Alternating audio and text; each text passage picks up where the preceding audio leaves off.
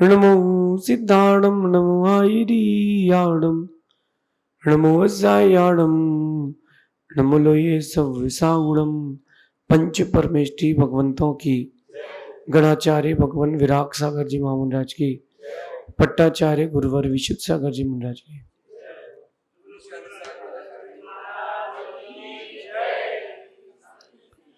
या हम सभी अपने जीवन में सुख और गुणों की अभिवृद्धि के लिए नीति के विषयों का श्रवण कर रहे हैं। नीतिकार हमें सिखाते हैं कि हमें अपने जीवन में स्वाश्रित होना चाहिए, पैसे के लिए भी, जीवन के लिए भी, सुख शांति के लिए भी, हर चीज के लिए हमें स्व आश्रित होना चाहिए। दूसरा आपका सहयोग कर दे बहुत अच्छी बात है, आपको सहयोग ना मांगना पड़ जाए। गंभीर विषय, जीवन की उन्नति का विषय। स्वाश्रित रहे। आप देखो साधुओं का जीवन बड़ा प्रसन्न चित्त जीवन जीते हैं। साधु क्यों जीते हैं? खुश रहते हैं, वो स्वाश्रित रहते हैं, कोई डिपेंडेंसी नहीं है। कहीं कुछ नहीं भी मिले तो जमीन पे भी सो जाते हैं, अपने को क्या है।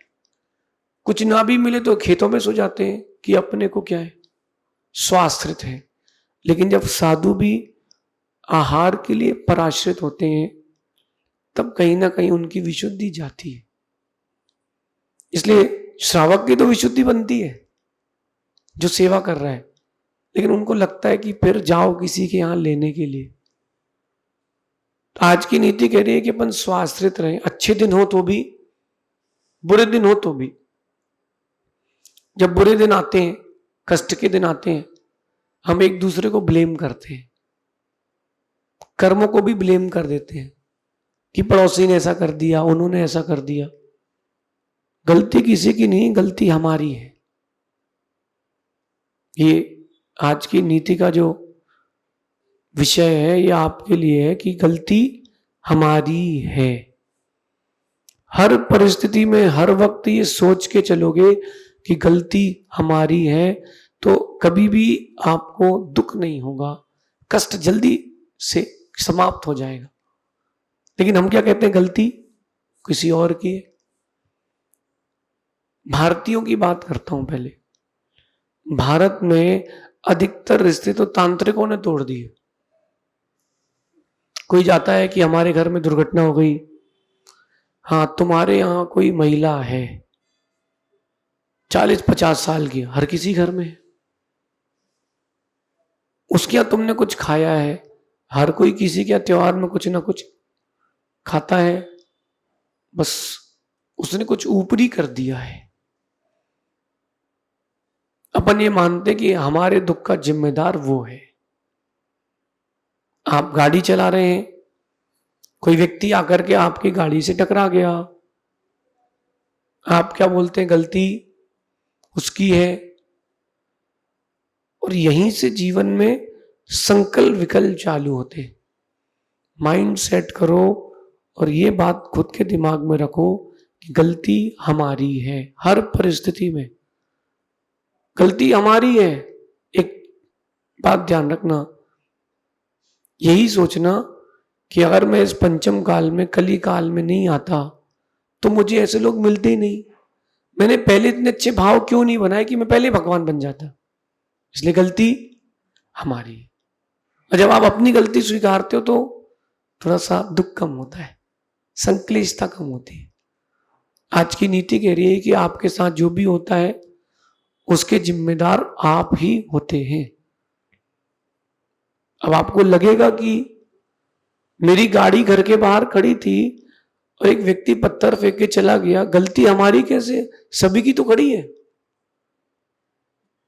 आपके साथ हुई घटनाओं का दोषी दूसरों को ना माने, गलती आपकी ही है।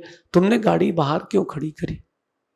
अच्छा, आपने अंदर खड़ी करी, छत गिर गई, अब गलती किसकी है? गलती उसकी नहीं है, कंस्ट्रक्शन करने वाले की, इंजीनियर की। गलती तुम्हारी है।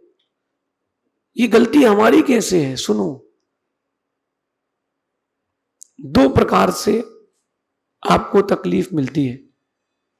एक निमित्त, एक उपादान, दो प्रकार से आपको सुख मिलता है, एक निमित्त, एक उपादान। ये निमित्त उपादान क्या होता है? What is this? निमित्त यानी इंटरनल, एक्सटर्नल रीजन। इंग्लिश तो आती ना आपको थोड़ी बहुत। निमित्त यानी एक्सटर्नल रीजंस और उपादान यानी इंटरनल रीजन। जब भी कोई प्रॉब्लम आती है, कोई ना कोई रीजन तो होता है। इसको आगम की भाषा में कहते हैं निमित्त उपादान। जो बाहर से कोई पत्थर कार में फेंक गया, छत गिर गई, ये निमित्त है, एक्सटर्नल रीजन। लेकिन एक होता है उपादान, वो इंटरनल रीजन। अगर तुम्हारे कर्म का उदय नहीं होता तो तुम्हारे साथ वैसा नहीं होता, वो फिर तुम्हारे साथ वैसा नहीं होता। एक ही क्वेश्चन दो बच्चों ने एक सी नकल करी, दोनों के पास एक ही पर्चा था, दोनों ने एग्जैक्टली एक से वही वर्ड्स लिखे, दोनों का रोल नंबर ही बड़ा दूर दूर था कि कोई पहचान नहीं पाएगा। फिर भी एक को 10 में से 10 मिले, एक को 6 मिले। क्यों? ये इंटरनल रीजन है, ये आपके उपादान की कमी थी।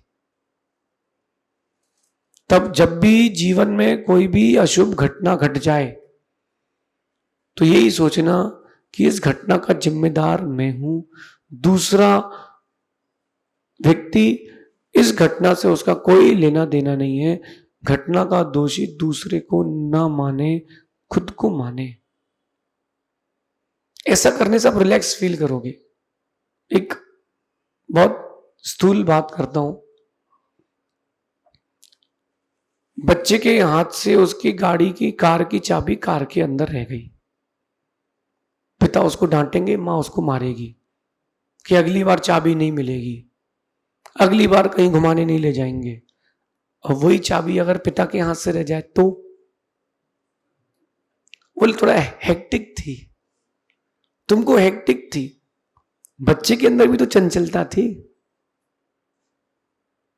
वही गलती आपसे होती है ना, तो आप उसको ढांकने का प्रयास करते हो, दूसरे से होती तो उजागर करने का प्रयास करते हो। क्यों? जब आपके द्वारा गलती हो जाए ना, थोड़ा सा रिलैक्स रहता है कि चलो अब क्या कर सकते हैं। यही बात समझना है हमें। समझना है कि दुनिया निमित्त है। जो बाहर की दुनिया है ना, वो निमित्त है, मैं उपादान हूं। जो बाहर की दुनिया है वो एक्सटर्नल रीजन है, जो मैं हूं वो इंटरनल रीजन हूं। इंटरनल रीजन मैं हूं। कौन है? मैं हूं। कभी कोई किसी के साथ बुरा नहीं करता। एक बात सोचना आपकी, दो सगे भाई लड़ रहे हैं, दो सगे भाई, अच्छा वो जुड़वा है, 9 महीने मां के गर्भ में एक साथ रहे, बचपन में एक साथ खेले, अंडरवियर भी शेयर करी, कपड़े शेयर किए, वो दोनों भाई बड़े होकर के लड़ रहे हैं। आप बोलोगे कि शादी हो गई है, पत्नियों ने कुछ और सिखा दिया है। ऐसा भी हमेशा नहीं है, ऐसा भी हमेशा नहीं है। हो सकता है, हमेशा नहीं है। एक्सटर्नल रीजन और इंटरनल रीजन। जो भाई भाई लड़ रहे हैं, उनको लड़ाने वाला कोई है तो एक इंटरनल रीजन है, उसका नाम है अंदर की कसाय। अंदर की कसाय जो है वो इंटरनल एनिमी है, क्योंकि कोई ना कोई रीजन तो चाहिए। सगे भाई लड़ रहे हैं, इसका मतलब अंदर से कोई ना कोई प्रॉब्लम तो आ गई है, वो एक कसाय। अब वो बाहर की दुनिया क्या निमित्त बन रही है, पत्नी बन रही है कि बच्चे बन रहे हैं कि प्रॉपर्टी बन रही है, इच्छाएं बन रही है, वो बात की बात है। अपन इंटरनल कॉज पर आते हैं, और इंटरनल कॉज दूर हो गया, एक्सटर्नल कॉज में दिक्कत नहीं होगी। पानी का धर्म शीतलता है, ठंडक है। झरने का देख लो, तालाब का देख लो, कुएं का देख लो, बोरिंग का देख लो, हैंडपंप का देख लो, जो आपके घर में सरकारी नल आते हैं उसका देख लो, आपके घर में वाटर टैंक को उसका देख लो। पानी का धर्म शीतल है, पानी तो ठंडा ही होता है, फिर भी गर्म पानी देखा जाता है। पानी गर्म क्यों होता है? उसमें आग का संयोग है। जब तक नीचे आग ना लगे पानी गर्म नहीं होता।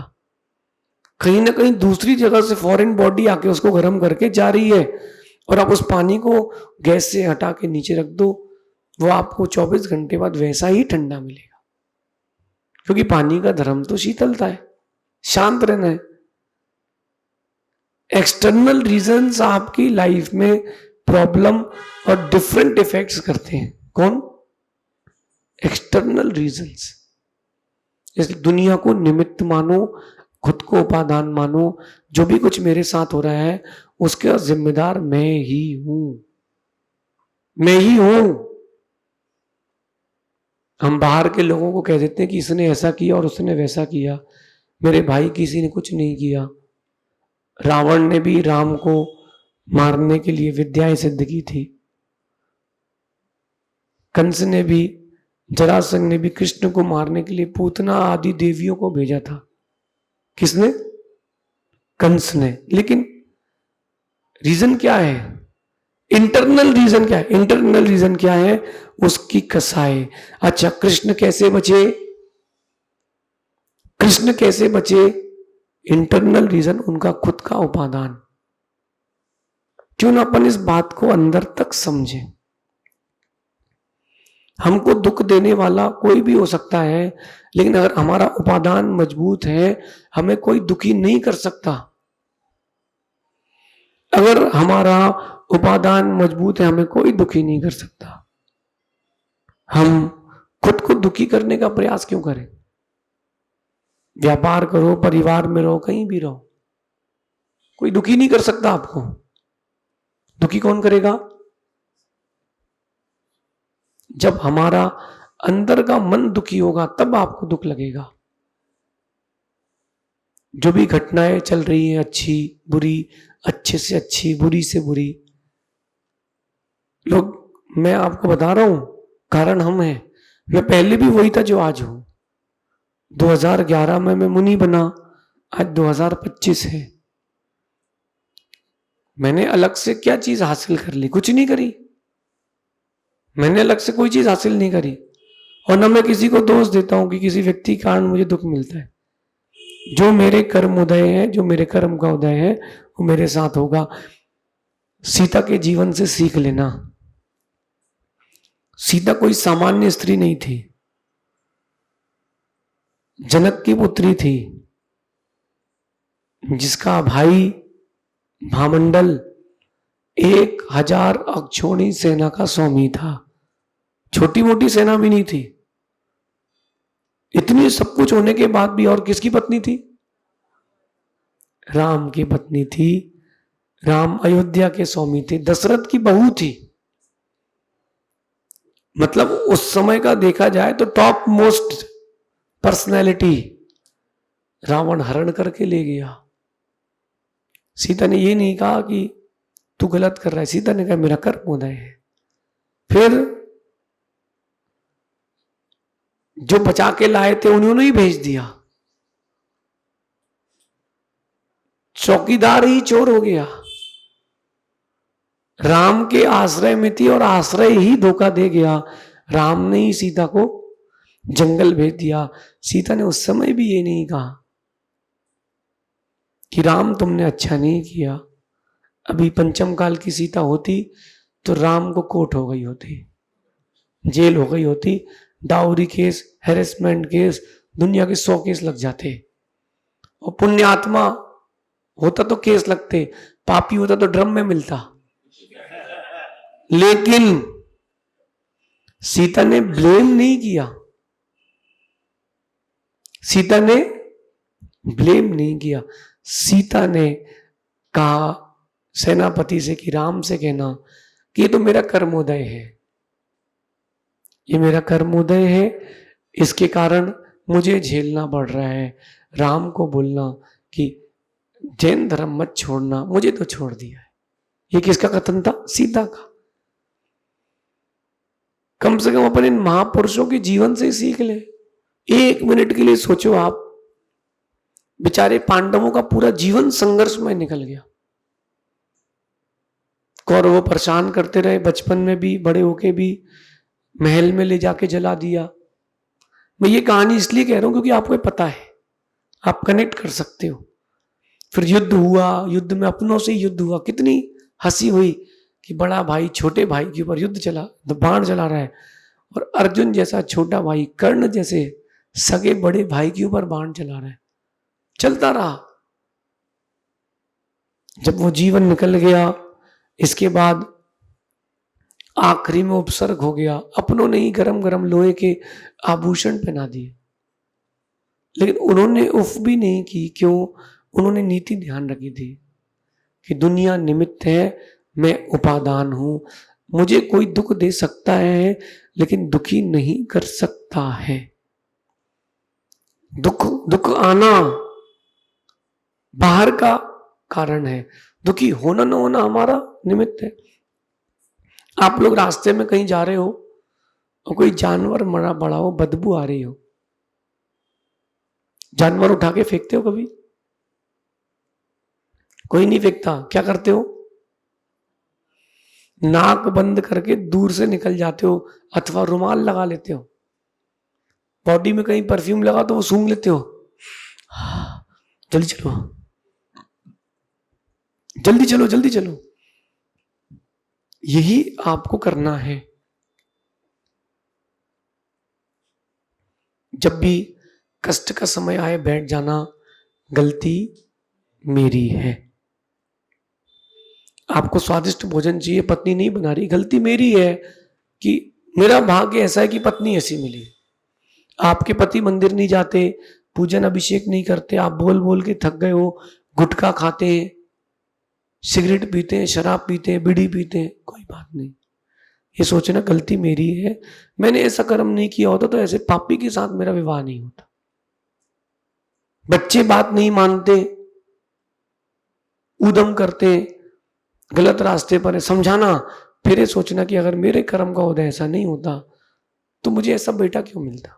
गलती मेरी है, कहीं ना कहीं पाप कर्म का उदय तो मेरा है। ऐसा चिंतन करना, ये स्वाश्रित होने की नीति है। क्या कह रहे हैं कि पर को दोष ना दे, स्वाश्रित बने, स्वावलंबी बने। जब जब हम दूसरों को दोष देते हैं, पॉइंट आउट करते हैं, हम बहुत कमजोर हो जाते हैं। जब वो चीज हम खुद के ऊपर लेते हैं तो मजबूत हो जाते हैं।